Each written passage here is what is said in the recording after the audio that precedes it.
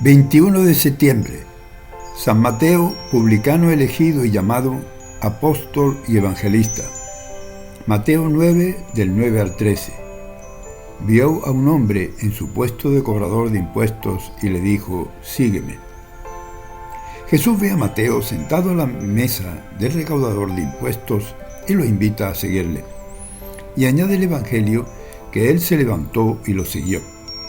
El relato prosigue con una comida que Mateo organiza con Jesús y sus discípulos, y muchos publicanos y pecadores se sientan en la mesa con ellos. Al ver esto, los fariseos se escandalizan y preguntan a los discípulos: ¿cómo es que vuestro maestro come con publicanos y pecadores? Pero Jesús interviene: no tienen necesidad de médicos los sanos, aprendan lo que significa misericordia quiero y no sacrificios. Marcos y Lucas se refieren a este apóstol con el nombre judío de Leví, y Marcos añade que era hijo de Alfeo, por lo que algunos exegetas lo consideran hermano de Santiago. En primer lugar, lo primero que resalta en este pasaje es la misericordia de Jesús, una misericordia que ya aparece en su actitud sanadora ante todo tipo de enfermedades. Mateo era el recaudador de impuestos, gente que se enriquecía fácilmente con el dinero que recolectaban para la nación extranjera. Por ello eran odiados por los judíos y rechazados por los fariseos. Los judíos de la estricta observancia los dejaban de lado en sus relaciones a los de esta profesión. Sin embargo, Jesús no solo lo acoge, sino que mira su interior y sus posibilidades y lo invita a seguirle. Como comenta San Beda el Venerable, Jesús vio un publicano y al mirarlo con misericordia lo eligió. En latín, miserando actualiendo, y le dice: sígueme. Esa frase latina de San Beda tanto impresionó desde joven al hoy Papa Francisco, que la puso como lema en su escudo papal.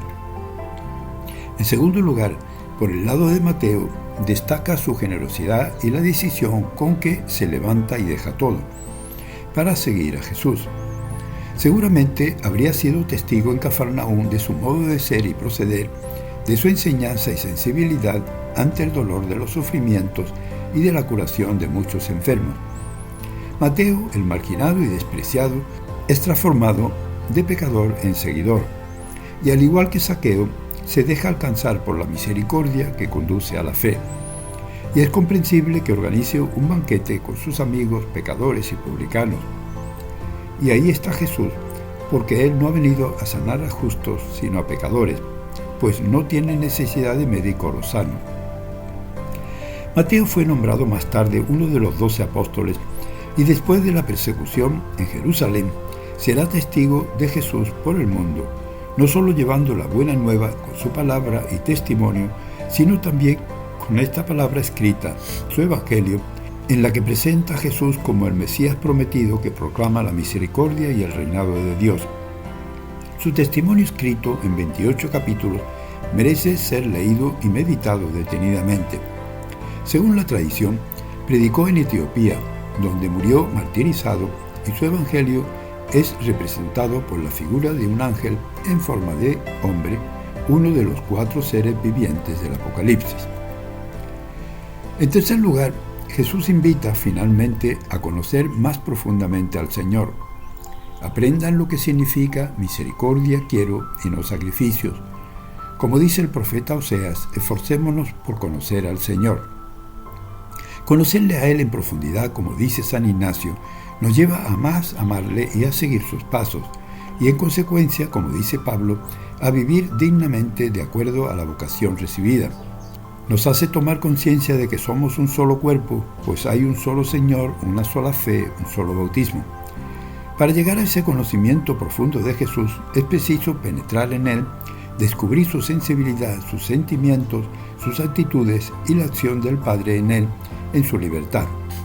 Se trata de un conocimiento bíblico, más vivencial que teórico, conocimiento íntimo, profundo, experiencial. Conocerle a Él nos descentra de nosotros mismos, poniendo la atención en Él. Conocer sus actitudes nos conduce a hacer lo que haría Jesús hoy, no imitarle simplemente o hacer al pie de la letra lo que hacía Jesús, sino aprender de él sus actitudes y dejarse guiar por su Espíritu Santo. Mateo se dejó tocar por la misericordia de Jesús y de inmediato se levantó y lo siguió.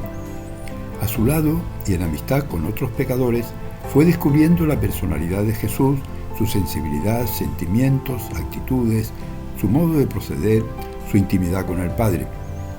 Ese modo de ser y proceder cargado de bondad y misericordia es lo que dejará plasmado en su Evangelio escrito y en su predicación, Mateo. Por encima de cualquier práctica religiosa, cultural o ritual, primará también en su vida la misericordia, el amor, la compasión y benevolencia, su acogida a pecadores y desvalidos, su acción por los pobres. Dejemos que, como a Mateo, el Señor nos acoja en su misericordia, cure nuestros miedos, nos invita a intimar con Él y nos contagie de su libertad y amor apasionado. Ojalá la figura de Mateo, que acogiendo la gran misericordia del Señor se lanzó decidido a su seguimiento, nos haga sentir la presencia misericordiosa de Dios y que su figura como gran evangelizador nos conceda gran entusiasmo para leer, meditar y profundizar su Evangelio, para descubrir en él a ese Jesús de Nazaret que predica el reino, para conocerle más profundamente, para amarle más y seguirle. En el hemisferio sur comienza hoy la primavera. Felicidades, juventud. Feliz primavera. Les saluda y bendice en el nombre del Padre, del Hijo y del Espíritu Santo, y Mariano.